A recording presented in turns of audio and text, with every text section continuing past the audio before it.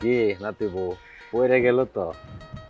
ধরেন না, আপনি থাকতে পরে কিভাবে? ধরার অনুমতি দিলে তো ধরতাম। কে না করছে? ধরেন, আমি তো অনুমতি দিয়েই দিয়েছি। দেখেন নাতির বউ, আপনার জন্য না আমার অনেক মায়া হয়। আমার নাতি তো বিগত দিন হইল বিদেশ চলে গেছে। আপনার যে কষ্ট, এই কষ্টটা আমার সহ্য হয় না। আর আপনি তো মাঝে মধ্যে যদি আপনার বাসায় আমাকে দাওয়াত দিতেন, এই শুধু বেশি কিছু না, মাঝে মধ্যে একটু দুধ চা খাওয়াইলে। কেমনে দিব দাওয়াত? সারাদিন তো সিরিয়াল পড়েই থাকে। সিরিয়াল তো আর শেষ হয় না। সিরিয়াল শেষ হলে তা না হয় আপনাকে দাওয়াত দিতাম। এই যে আপনার নাতি, নাতি তো একটু পরে পরেই যায় দুধ চা খাওয়ার জন্য। আপনার নাতি যদি যে একটু পর পর ডিস্টার্ব করে, তাহলে কি আর আমি আপনাকে দাওয়াত দিতে পারি? খাবেন নাকি কি খাবো? দুধ চা? ও, দুধ চা তো খেতে চাই। নাতির ওর হাতের দুধ চা খেতে তো মনে হয় অনেক ভালোই লাগবে। ঠিক আছে, তাহলে আজকে আপনাকে দাওয়াত দিলাম। আজকে বিকালে চলে আসবেন, আপনাকে স্পেশাল দুধ চা খাও। ঠিক আছে নাতি, আজকে আমি আপনার বাসায় এসে দুধ চা খাবো। ঠিক আছে, তাহলে এখন আমি যাই। টাটা।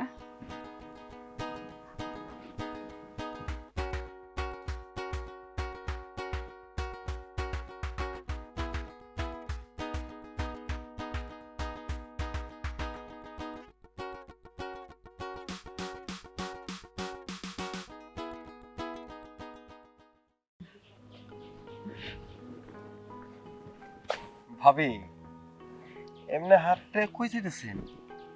কোথায় আর যাব? বাসায় যাচ্ছি। বাসায় গেলে কি আর হবে? আমাদেরকে কি একটু চোখে লাগে না? একা একা হাঁটতেছি, আমার সাথে একটু হাঁটেন, আসেন। আহারে, তোমার সাথে আমি হেঁটে কি করব? আমার বুঝি বাসায় কাজ নেই? ভাবি, সবই তো আছে, কিন্তু একটা কথা বলি শুনেন। যে পরিমাণে শীত পড়তেছে, এই শীতের মধ্যে তো ভাবি আমার তো ঘুমাইতেছে না, শুধু আপনার নিয়ে টেনশন হয়। আহারে, তাহলে একটু বিয়ে করে ফেলো, তাহলে তো সবকিছু মিটে যায়। এই শীতের রাতে বউকে জড়িয়ে ধরে কম্বলের নিচে ঘুমানোর স্বাদটাই অন্যরকম। অন্যরকম একটা ফিলিংস। আমার তো স্বামী নেই, কি আর করার, একা একা থাকতে হয়। আচ্ছা কত ভাবি, ইচ্ছা ছিল যে শীতের রাতে স্বামী আর আমি কম্বলের নিচে শুয়ে থাকবো, স্বামীর পায়ের মধ্যে আমার পাটা ঢুকিয়ে ঘুমাবো, সে আরাম মিস করছি। তো আপনার হাজবেন্ড নাই, মানে আমার ভাই নাই, প্রবাসে, একা একা এই শীতের মধ্যে কেমনে ঘুমান আপনি? আমি বিষয়টা বুঝতেছি না। কেমনে আর ঘুমাবো? ওই যে আছে তো একটা কোলবালিশ, কোলবালিশ সেই জামাই মনে করে জড়াই ধরে ঘুমাই, কি আর করার। আমার হচ্ছে পোড়া কপাল, এই বয়সে জামাই গেছে গা বিদেশে, আর আমার থাকতে হয় এই দেহ নিয়ে একা একা। তাহলে আমি একটা কথা কই, রাখবেন? কও। যখন কিছু মনে হইব, যখন কিছু ফিল হইব, তখন আমার ডাইকেন, আমি আপনার কাছে সুর সুর করে চলে আসবো। তোমারে কেমনি ডাকমু? তোমার দাদাই তো আমার পিছে পিছে সবসময় ঘুরঘুর করে। আচ্ছা, দাদা নাতিকে একসাথে আমি প্রোটেক্টর দিতে পারবো কও? যে কোনো একজন আসলে হয়, তোমার দাদাই বুড়া বয়সে আমার পিছ ছাড়ে না, সবসময় পিছে পিছে পড়ে থাকে। কখন কই যাই, কি করি না করি, এগুলো নিয়ে পড়ে থাকে। কি কি কি কইলেন? দাদা আপনার পিছে ঘুরতেছে? হ্যাঁ। দেখেন ভাবি, ভুলে কিন্তু এই দাদার ফান্দে কিন্তু পা দিয়েন না। আরে আমি পাগল নাকি? ওনার বয়স কি কম হয়েছে নাকি দাদা লাগে? ওনার ফান্দে আমি পড়ে কি নিজের লাইফ নষ্ট করবো? এই অল্প বয়সে একা একা আসছি, কোলবালিশ আছে তাই শান্তি। বয়স্ক মানুষের কাছে গেলে কোথায় জ্বালা বাড়বো, আর কিছুই না। বুঝতে পারছেন, বয়স করে থেকে আমি জন পোলা বাড়া না। ভালো, কিন্তু ভালো হলে কি হইব কও? আমার কপালে কি আর তোমার মতো এত সুন্দর স্মার্ট পোলা আছে? পোড়া কপাল কইলাম না। না, আপনার কপালে আমি আছি, যদি আপনি চান। ও, আমি আছি। ঠিক আছে, আজকে তোমাকে আমি দাওয়াত দিলাম, দুধ চা খাবে? দুধ চা? হুম। হ, দুধ চা খাবো না মানে? আরে দুধ চা খেলে তো এটা আমার সৌভাগ্য। আপনার হাতে দুধ চা কত না মজা লাগবো। আপনি কি আমারে হিট কইরা ডাবল দুধ চা খাওয়াইবেন? তোমাকে কড়া করে দুধ চা বানিয়ে দেবো, এমন ভাবে বানাবো সারা জীবন আমার দুধ আমার দুধ চার কথা মনে রাখবে তুমি। কাল তুমি বিকেলে আইসো আমার বাসায়। আমি এখন যাই। ঠিক আছে ভাবি, টাটা। টাটা। দুষ্টু ছেলে। দুধ চা খাওয়াই, এই চান্সকে আর মিস করা যায়?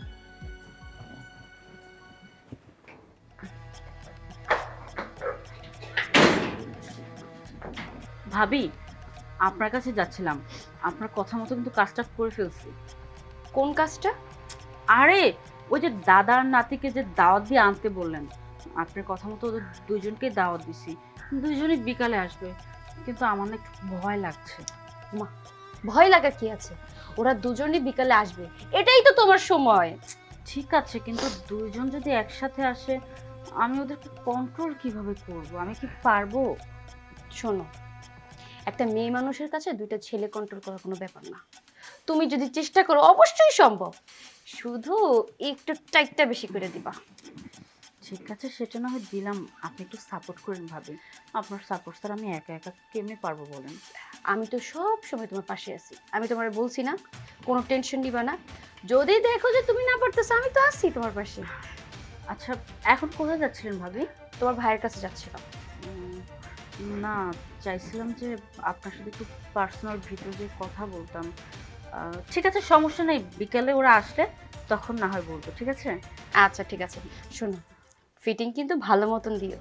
ফিটিং তো ভালো করে দিব, তারপরও আমার না অনেক চিন্তা হচ্ছে। যদি আপনি ভাইয়ের কানে একবার খবরটা চলে যায় তখন কি হবে বুঝতে পারতেছেন? শোনো, হ্যান্ডেল করার দায়িত্ব আমার, সব কিছু আমার উপর ছেড়ে দাও। তুমি শুধু ট্রাই করে যাও কিভাবে ওদেরকে টাইট দেওয়া যায়, ওকে? ভাবি, আপনি এতটুকু সাপোর্ট দেন দেখে তো আমি এখন আশা ভরসা পাচ্ছি।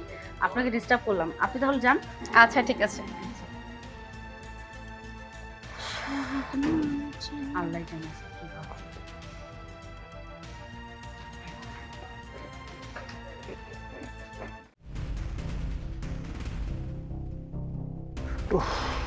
শোনো, তোমার কাছেই যাচ্ছিলাম। আমার কাছে হঠাৎ কি ব্যাপারে বলো?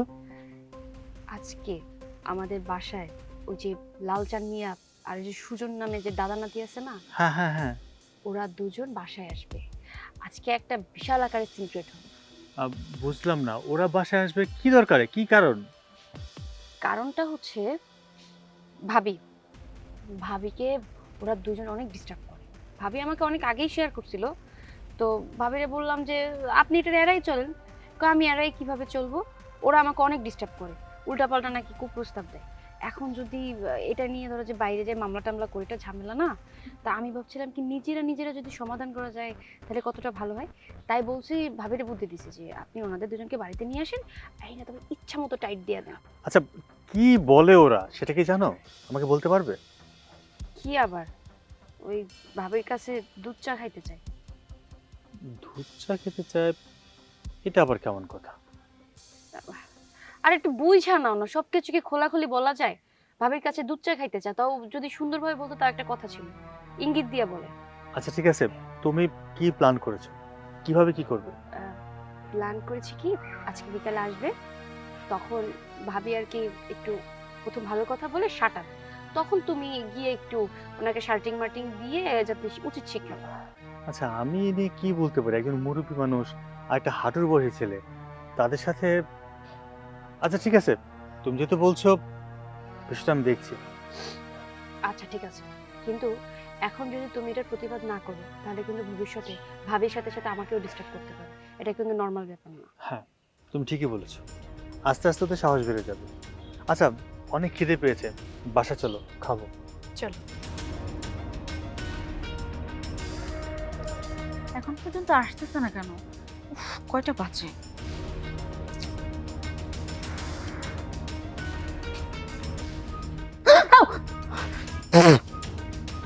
কি হয়েছে দাদা? এইভাবে কেউ ভয় দেখায় নাকি? ডাক দিবেন তো। ভয় দেখাইলাম কই? রাতে বোডাকছে, আমি কি নাই আয় পারি? আরেকটা কথা থাকতো, দুধের ফের দিলে কি লেগে? ও, মাসি পড়ছে, খুব মিষ্টি তো। ও ও, এইগুলো নাতির বউ, মিষ্টি দুধ খাইতাম আইছি আমি। কিন্তু দাদা, আপনি কিন্তু আসতে অনেক লেট করছেন। এত লেট করলে কি হবে? আমি আপনার অপেক্ষা সেই কখন থেকে বসে আছি। যে আপনি কখন আসবেন, আপনাকে কখন আমি একটু দুধ চা খাওয়াবো মন ভরে। আপনি না অযথা লেট করছেন, একটু তাড়াতাড়ি আসতে পারেননি? নাতির বউ, তুমি তো নেদিন কইছো আইবার লাগে, এই দিন থেকে আমার আর ঘুম হইতাছে না। কোন সময় নাতির বউর কাছে যাবো, কেমন নাতির বউ উলুস ফুলুস করো, আমার মনে হয় একবার মনটা একবার কেসমিস করতেছে। চলো চলো, রুমে চলো। দাদা, আপনি কিন্তু পাগল হয়ে গেছেন, কোন তো কিল্লিগা? তুই চা খাইবার লাগে? আরে না, দুধ চা তো আছে। আমি কিন্তু আজকে সকালে আপনারে কইছি যে বিকালে আইসেন। আবার যেই দিন মানে আপনাকে অনেক আগে কইছি। হ্যাঁ, বুঝছি। মানে তোর সইতেছিল না না, সকাল থেকে বিকাল পর্যন্ত অনেক দিন মনে হয়েছে আপনার। এই নাতরু একবার রাগা মতো কইছে, এই যে সোহালে ওরা আমার বিহাল হইতে মনে হয় মনে হয় 6টা মাস লাগছে, এর লাগে আমার আর সহ্য হইতাছে না। আচ্ছা, এখন যান, ভিতরে যান। ভিতরে ইহারা দাম করে ডয়ের মুখে বইসো।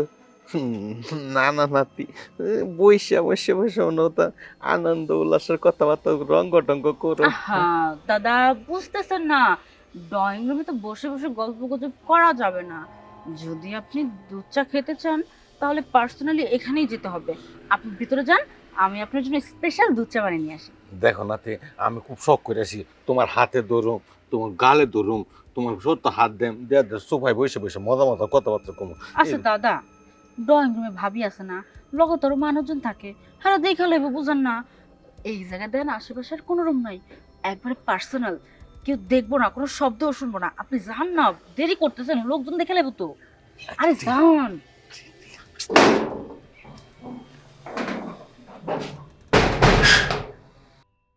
উফ, আরেকটা কোথায় আসে না কেন এখন পর্যন্ত? এত সময় কি দাঁড়ায় থাকা যায়? একজনের সাথে অপেক্ষা করতে ভাবি করতে- আইসা পড়ছি। এত দেরি কেন করলো তুমি? দেরি হইলে কই, আপনি বিকেলে টাইম দিয়েছেন, বিকেলে তো এলাম। তো লন চা খেয়ে যায়। দুধ চা তো খাবেই, তার আগে একটু আমার সাথে পার্সোনাল কথা বলো। শুধু খাবো খাবো করো কেন? জীবনে কি খাওনি নাকি? আরে যে জিনিস এখন খাবো আপনার হাতের, এটা কি আর কোনোদিন খাইছি? লন চা খামো আর কথা কমনে।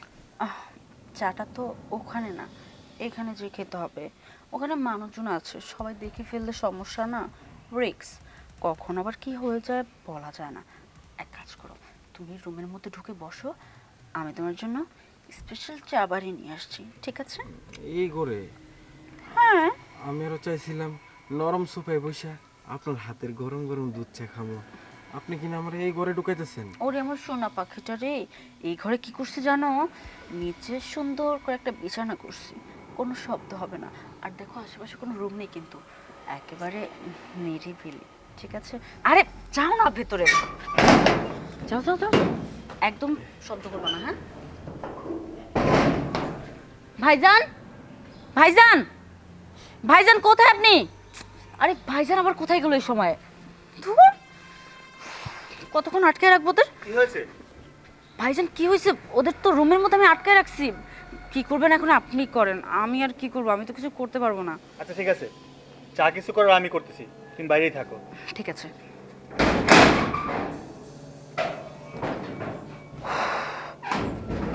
এদিকে আয়।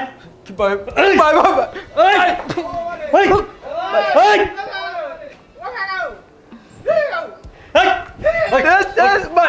আরে করবি না ভাই। করবি। বাপরে বাপ, কি মারটাই না মারতেছে, মরেই যাবে। ভাবি আপনি এই কামটা করতে পারলেন কেন দুধ চা খাইবে না? আসো আর একটু দুধ চা খাওয়াই দিই। না? আমি আর দুধ চা খাওয়াইতাম না। আরে খুব ব্যথা লেগেছে না? আসো না একটু দুধ চা খাওয়াই, আসো। না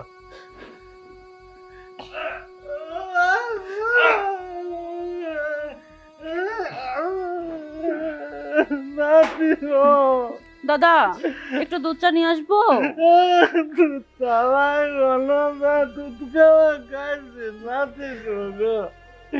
আমার তো চা খাওয়ার জীবনে মিটে গিয়েছে, আমি আর কোনোদিন আরে, দুধ চিনি ঠিক ছিল তো? একটু হ্যাঁ? ওই আরে একটু দুধ চা খেয়ে যান আপনারা, এমন এমন করছেন কেন? খালি মুখে গেলে কেমন দেখায় না? ভাইজান